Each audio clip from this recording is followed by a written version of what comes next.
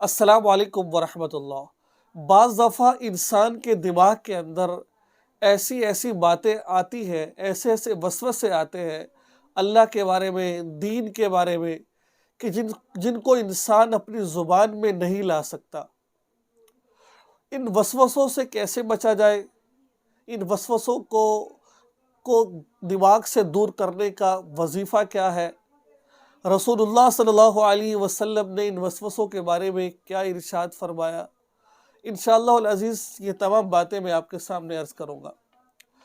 آپ علیہ حضرت ابو ہریرہ رضی اللہ تعالیٰ روایت کرتے ہیں، حدیث کا مفہوم عرض کر رہا ہوں۔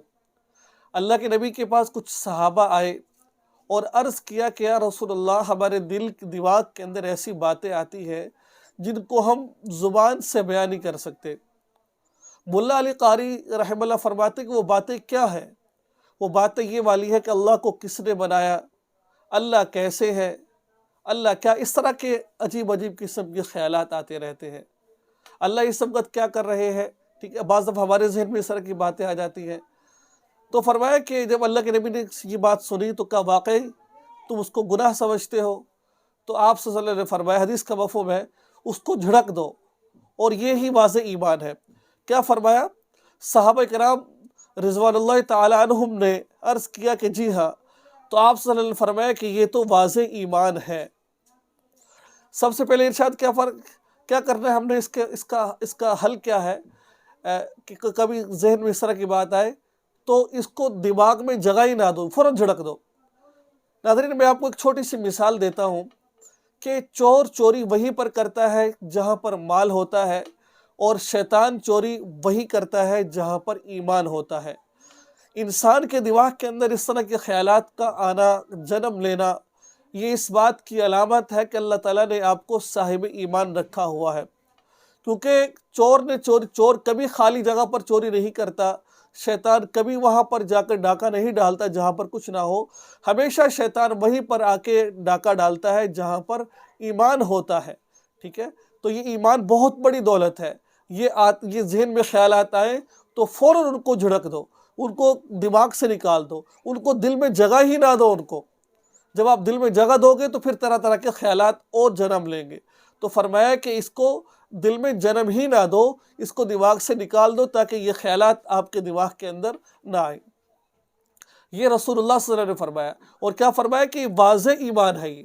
ٹھیک ہے، اب کچھ وظیفے میں آپ کے ساتھ، اور ایک اور بات اس کے ذمن میں عرض کرتا چلو، اگر کچھ ایسے کلمات زبان سے نکل جائے جو ہمیں نہیں کہنے چاہیے تھے، ٹھیک ہے، آپ اپنے مفتیان کرام سے، کسی عالم سے پوچھیں کہ میں نے زبان سے اس طرح کے جملے کہہ دیے ہیں، کیا میرا ایمان تو نہیں ٹوٹ گیا، کہیں میں کافر تو نہیں ہو گیا؟ ان سے پوچھیں، اگر آپ ایسا کر چکے ہیں تو آپ کا نکاح بھی ٹوٹ جائے گا، آپ مسلمان بھی نہیں ہوں گے۔ ٹھیک ہے، تو چند وظیفے میں آپ کے سامنے پیش خدمت کرنا چاہتا ہوں، اور وظائف کیا ہے؟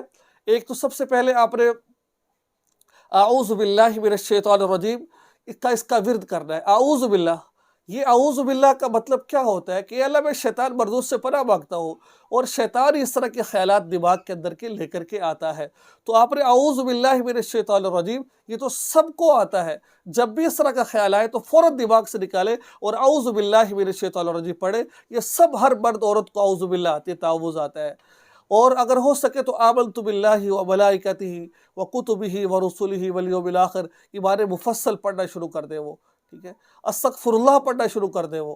تو یہ چند ایسے وظیفے ہیں جن کا اہتمام کر رہے، اور بھی بزرگان دین نے لکھے ہوئے ہیں، هو الاول والآخر والظاہر والباطن وهو بكل شيء علیم۔ آپ اس کا بھی اہتمام کر سکتے ہیں۔ اس کے علاوہ رب اعوذ بک من همزات الشیاطین واعوذ بک رب ان یحضرون، آپ اس کا بھی اہتمام کر سکتے ہیں۔ انشاءاللہ یہ چند ایسی دعائیں ہیں جن کے پڑھنے سے، ٹھیک ہے نا، جن کے پڑھنے سے انشاءاللہ آپ کے دماغ کے اندر کوئی وسوسہ، کوئی شیطانی خیالات نہیں آئے گا۔ امید ہے آپ کو یہ ویڈیو اچھی لگی ہوگی، آپ کو باتیں سمجھ آئی ہوگی۔ دعا میں یاد رکھیں، چینل کو سبسکرائب کریں۔ السلام علیکم ورحمۃ اللہ۔